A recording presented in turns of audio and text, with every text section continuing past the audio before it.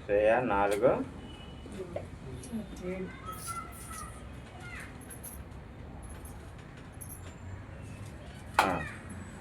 తమకు కలిమి కలిగిన కొలది వారు నా ఎడల అధికముగా పాపము చేసిరు గనుక వారి ఘనతను నీచ స్థితికి మారుతాను. కలిమి అంటే ఎవరికన్నా ఏమన్నా తెలుసునామా?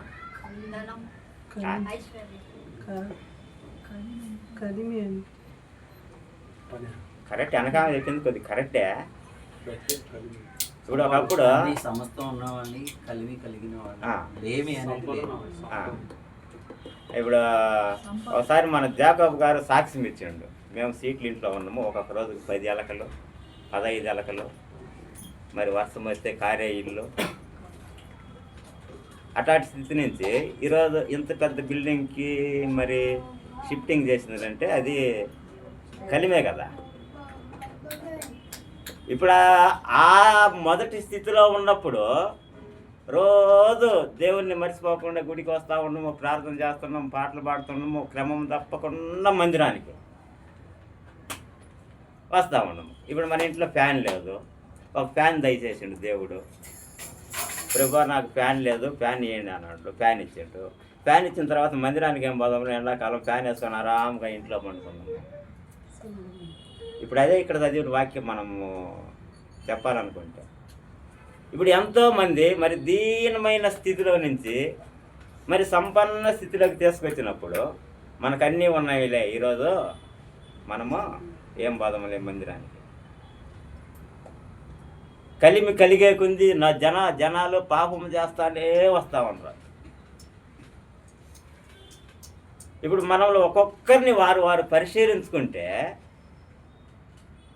మరి మనందరం కూడా ఆ పడిపోయిన గుంటలో నుంచి పైకి వచ్చిన వారమే. అంటే ఆయన ద్వారా ఎంతో కొంత మేలులు పొంది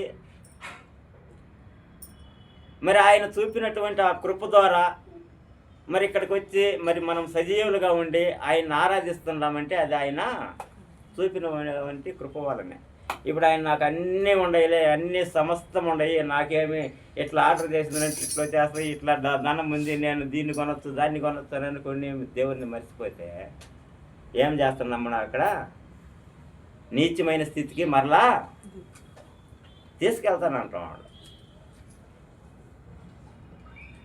ఈక ముందు మనం ఎలా ఉన్నామో మరి దేవుళ్ళకి వచ్చిన తర్వాత మనం ఎలా ఉన్నామో మరి అన్నీ ఆయన ద్వారా మనం పొందుకొని మనము దేవుణ్ణి ఎంత మాత్రం కూడా విడిచిపెట్టకూడదు, పాపము చేయకూడదు.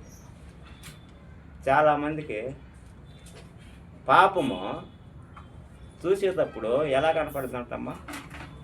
భలే ఉంటుంది, సుందరంగా, బహు అదేంది అవకెట్ట కనపడదమ్మా? పండు రమ్యముగా ఎట్లా కనపడ, అన్ని పనులు ఉండేది, అది నింపదాకా అది ఒక్కటే రమ్యంగా కనపడదంట, చాలా అందంగా కనపడదంట. మరి అన్ని పండ్లు ఉన్నాయి, మరి అన్ని వృక్షములు ఉన్నాయి, అన్ని ఫలాలు ఉన్నాయి, అన్నీ తినేయే. దాన్ని తినొద్దు అన్నది అది పాపమని మరి దేవునికి తెలిసి అవ్వతో చెబితే అవ్వేం చేసింది? రమ్యంగా కనపడదంట. ఎంత అందంగా కనపడదంటే అంత అందంగా కనపడదు. ఆ పండు ఏం చేసిందమ్మా? తీసుకొని ఆ పాపము చూసినప్పుడు కాకుండా మళ్ళా చేసేటప్పుడు కూడా చాలా రుచికరమైన ఆ పదార్థంలా కాకపడద్దంట. ఆమెకు ఆ పండు తింటుంటే చాలా రుచికరంగా కాకపడదంట. ఆమెకి అది తీసుకుపోయి ఏమి చేసింది? ఆదాముకి ఇచ్చింది. అప్పుడు అర్థమైపోయింది, పాపము చేసినము, మనం చచ్చిపోయినాము కదా. దేవుడు చూసేటప్పుడు బాగానే ఉంటుంది, చేసేటప్పుడు బాగానే ఉంటుంది, అంత లాస్ట్కి వచ్చేసరికి మోసపోయినాము.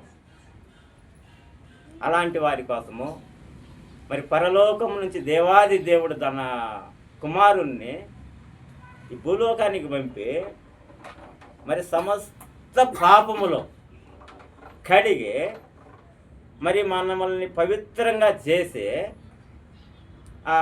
ఇప్పుడు మనలో ఏ పాపము లేదు, ఎంటీ ఖాళీగా ఉండం, పాపం లేదు, శాపము లేదు. ఫ్రీగా ఉండము. ఆయన పోతా పోతా ఏం చెప్పిండు, నేను వెళితే కానీ పరిశుద్ధాత్మ దేవుడు మీలోనికి రా. ఇప్పుడు ఆయన వెళ్ళిండు, ఇప్పుడు మన పాపాలన్నీ ఆయన మోసుకొని వెళ్ళిపోయిండు, ఆయన రక్తంతో శుద్ధి చేసిండు మనల్ని. ఇప్పుడు మనం ఏం చేయాలా? పరిశుద్ధాత్మ దేవుణ్ణి మరి మనలో చేర్చుకోవాలన్నా, లేదంటే మరలా పాపాలు చేర్చుకోవాలన్నా? పరిశుద్ధాత్మ మనలో పరిశుద్ధత ఉంటేనే పరిశుద్ధాత్ముడు వస్తాడు. నువ్వు ఆయన వెళ్ళిపోయినలే, మళ్ళీ ఎప్పటికైనా వస్తాలే, మళ్ళీ పాపాలు మోసుకొని పోతాలే అని చెప్పి మళ్ళీ పాపాలు చేస్తూ ఉంటే పరిశుద్ధాత్మ దేవుడు మనలోనికి రాడు. వస్తాడా జీవక్క? ఇప్పుడు అంతా మన పాపాలని, ఇప్పుడు ఒక కిచెన్లో ఏమన్నా ఒక డబ్బాలు ఉంటాయి, ఉప్పు డబ్బా పప్పు డబ్బా ఒకటి, అది ఏమన్నా పురుగు గిరిగి పడద్దు ఆ పిండిని, దాన్ని శుభ్రపరిచి క్లీన్ చేసి మంచిగా ఉండే పిండి మనము దాంట్లో పోసుకోవాలి. మళ్ళీ చెడిపోయింది పోసినామంటే పరిశుద్ధాత్మ దేవుడు రాడు కదా. ఇప్పుడు దేవుడు కూడా అంతే. అవ్వ ఆదాముని సృజించి వారి నాసిక రంధ్రములలో జీవవాయువు ఊదింది. ఊదుతున్నాగానే వాళ్ళకి పరిశుద్ధాత్మ వచ్చిందమ్మా,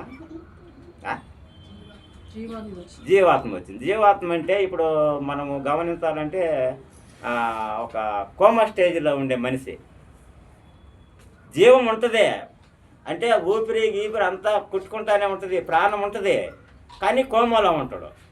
ఆయనలో ఏం లేదు, పరిశుద్ధాత్మ లేదు.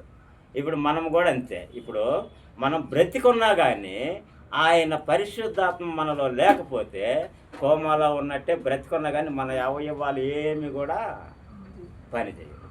ఇప్పుడు ఇంత మంచి ఆరోగ్యము, ఇంత మంచి కనిసూపు, ఇంత మంచి మాటలు మరి మనకు ఆయన ఇచ్చినప్పుడు మనం ఏం చేయాలా? ఆయన్నే స్తుతించాలా, కనపరచాలా. మన కొరకు మరి ఆయన సిలువలో నుంచి కార్చిన రక్తం వల్ల మనం పరిశుద్ధపరచబడ్డాం కాబట్టి మరి ఆయన శరీరంలో ఆయన రక్తంలో పాలు పంపులు మనకి ఇచ్చిన అవకాశాన్ని సద్వినియోగం చేసుకోకూడదు. అవునా కాదమ్మా? చేసుకోవాలనా? మా సుకన్యకు అన్నీ ఉంటానే చెప్పుతుంది, ఏమంటుందో ఏమన్నది ధైర్యంగా చెప్పాలి, మనం భయపడకూడదు. ఈరోజు మన పిల్లలు దొడి సీసీ కెమెరాలు పెట్టుకుని ఎట్లా చూస్తూ ఉంటాయి. అంత చిన్న పిల్లల్లో దేవునికి చాలా ఇష్టం అంట. ఈ వయసులో నుంచి వారు క్రమేణా ఎదుగుతూ ఉంటే దేవుని బిడ్డలుగా వారు వాడబడతారు. ఎంతమంది స్త్రీలు లేరండి దేవుని పరిచర్య చేసేవాళ్ళు? ప్రతి సంఘంలో లేకపోవడాలి. మన సంఘంలో ఏమంటే పాటలు పాడటకు ముందు ప్రార్థన చేయాలంటే 2 మాటలు ఆమేన్ అని వేస్తారు. ప్రార్థన అంటే యేసు ప్రభువు చేసిండు, చెమట రక్తంగా మారిందంట ఆయన ప్రార్థన చేస్తూ ఉంటాం. అట్లా చేయాలి ప్రార్థన. ఎంతసేపటికి ఇప్పుడు మనకి ఇంత ఆరోగ్యం ఇచ్చి, ఇంత మంచి చేసి, ఇంత చేసిన వారం వచ్చి ప్రభువా నాకు అది కావాలి ఇది కావాలని మనం అడుగుతున్నామే కానీ ఇంత కృప ఇచ్చినవు, ఆ స్థితిలో నుంచి మరి మమ్మల్ని సంపన్న స్థితిలోకి నడిపించినవు, మరి ఇంత చేసిన నీకు మేమేమి చేయాలని ఆయన అడిగే వాళ్ళు ఒక్కరు కూడా లేరు. ఇప్పుడు మనం ఏం అడగాల? ప్రభువా నువ్వు మాకు జీవమునిచ్చావు, మరి మా పాపములన్నీ కడిగావు, మరి నీ రక్తం మా కొరకు చిందించావు, మా కొరకు సిలువలో మరణించావు అయ్యా, మాకైతే ఈ లోకంలో అన్నీ సమకూర్చావు కనుక మరి నీ కొరకు మేమేమి చేయాలని చెప్పి ఒక్కరు కూడా మోకాళ్ళ నుంచి ప్రార్థన చేసేవాళ్ళు కనపడట్లేదు. 11 గంటలకు మందిరం అంటే 11:30కు వస్తారు సీసీ కెమెరాలు పెట్టి. కరెక్ట్ సమయానికి రావాలి. మనకు ఉండేది 2 అవర్లు, 2 గంటలు టైం మందిరంలో. ఆ 2 గంటలు కూడా దేవుడి సన్నిధిలో గడపకపోతే అది కూడా మనకి పాపమే. ఇది మనకి ఇది వచ్చేసి ఇంకొక వచనం చూసుకొని ఎఫెసీయులు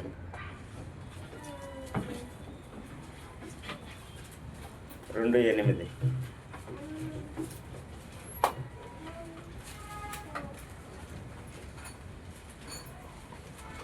మీరు విశ్వాసము ద్వారా కృపచేతనే రక్షింపబడి ఉన్నారు. కలిగినది కాదు. మీ వల్ల కలిగినది కాదు. దేవుని వరమే. అది దేవుని మనం ఈరోజు మనం ఈ రకంగా ఉండి మరి దేవుణ్ణి ఆరాధిస్తున్నాం, గణపరుస్తున్నాం. ఈరోజు మందిరానికి వచ్చినాము. మరి ఆయన తలంపులు ఏందో, ఆయన కృప ఏందో మనం మోకరించి ప్రార్థన చేయాలా. ఇది ఆయన పెట్టిన వరం, అది ఆయన పెట్టిన కృప, ఆయన పెట్టిన భిక్ష. ఇది మన వలన, మన ధనం వలన, మన ఇంకొక వలన కలిగిందైతే కాదు. ఆయన కృప ద్వారానే మనం ఈ స్థితిలో ఉన్నాము. దాన్ని ఎప్పటికి కూడా మరవకూడదు. అయితే మనం సాతాను ఏం చేస్తున్నాడు? మొదటి యోహాను సువార్త చూసిందంటే 3:8 సాతాను గాడు ఏం చేస్తున్నాడు చూడండి. మనం దేవుల్లో మనం ఎదగాల. మరి అపవాది మొదటి నుండి పాపము చేయుచున్నాడు గనుక పాపము చేయవాడు అపవాది సంబంధి. అపవాది యొక్క క్రియలను లయపరచుటికి దేవుని కుమారుడు ప్రత్యక్షమాయన. ఇప్పుడు అర్థమైందమ్మా? అపవాది ఏం చేస్తున్నాడంట? మొదటి నుండి పాపము చేయుచున్నాడు. ఆది నుండి అవ్వకాడి నుంచి అందరినీ మోసం చేస్తానే వస్తాడు అపవాది. ఇప్పుడు మనలో ఇప్పుడు కొత్తగా వచ్చింది ట్రెండ్, ఒక్కొక్కరికి 2 మొబైల్. మా నవీన్ దగ్గర అయితే 2 మొబైల్ ఉన్నాయి. అపవాది ఎప్పుడు చూసినా ఇంట్లో ఒక 4 ఉంటే 4 ఒకరితో ఒకరు మాట్లాడుకోవటంలే, ఎవరు మొబైల్ వాళ్ళు చూసుకుంటున్నారు. ఇప్పుడు ప్రతి ఒక్క ఇళ్ళల్లో అదే పని అయిపోయింది. సాతాను బహుగా వాడబడుతున్న సాతాను మనలో ఉండే ఆ పరిశుద్ధాత్మ మనలోనికి రానికుండా దొంగలిస్తున్నది. నేను, మా అబ్బాయి, 2 పిల్లలు, మా భార్య ఉన్నది. ఏమన్నా గొడవలు అయితే అంతా నువ్వు చేసిన పని అని అంటారు, లేదంటే ఇంకొకరు చేసిన పని అంటారు, లేదంటే ఇంకొకరు చేసిన పని. అది ఎవరు చేసిన పని కాదు. మనలో మనకే జగడం పెట్టేది సాతాను. ఆ సాతాను మనకు తెలియకుండా మన ఇంట్లో దొరబడి మన హృదయాల్ని, మన ఆత్మల్ని ఒకరికొకరు కాకుండా చేస్తుంది. అది కరెక్ట్గా గమనించాలి. ప్రతి ఒక్క కుటుంబంలో 4 ఒకేలా దిక్కును కూర్చుంటాము. ఆ పక్క ఒక 2 కూర్చుంటాం, ఆ పక్కకి 2 కూర్చుంటాము. ఒకరి మొక్కలు ఒకరు చూసుకునేదిలే. ప్రతి ఒక్క ఇళ్ళల్లో ఎవరి మొబైల్ వాళ్ళే. సాతాను మొదటి నుంచి, ఆది నుంచి ఎవరిని మింగుదనా అని ఎదురు చూస్తూ ఉండదు. ఇప్పుడు దేవుడు అంటే సాతానికి ఇష్టంలే. యాక్చువల్లీ చెప్పాలంటే ఇప్పుడు మనం ఏడుండమా, సాతాను ఏ పక్కనైనా ఉండొచ్చు, లేదంటే మనలోనే ఉండొచ్చు. దేవుని ఆరాధిస్తా కూడా ఉండొచ్చు ఒక్కొక్క టైంలో సాతాను. అటువంటి దానికి మనము చోటీయకుండా మరి కేవలం ఆయన తట్టు చూసేవారిగా, ఆయన సిలువను ఎత్తుకునేవారిగా మనకిచ్చిన ఈ కృపను బట్టి దేవాది దేవునికి వందనాలు, స్తోత్రాలు చెల్లించుకుంటూ మత్తయి సువార్త 26:26 వారు భోజనం చేయుచుండగా యేసు ఒక రొట్టె పట్టుకొని దానిని ఆశీర్వదించి విరిచి తన శిష్యులకిచ్చి, దీన్ని తీసుకొని తినుడి, ఇది నా శరీరం అని చెప్పిన. మరి ఇంతవరకు దేవాది దేవుడు మనకు చేసినటువంటి మేలులను బట్టి, మరి ఆయన చూపినటువంటి ఈ కృపను బట్టి మరి దేనిని మరవకుండా, మరి రొట్టె విషయము పురుషులలో ప్రేరేపణ కలిగిన వారు ప్రార్థన కాదు స్తుతులు చెల్లించాలని మనం చేస్తాం. స్తోత్రం స్తోత్రం స్తోత్రం. పరిశుద్ధుడా పరిశుద్ధుడా పరిశుద్ధుడా పరిశుద్ధుడా పరిశుద్ధుడా. నీకు వందనాలు, స్తుతులు, స్తోత్రాలు ప్రభా.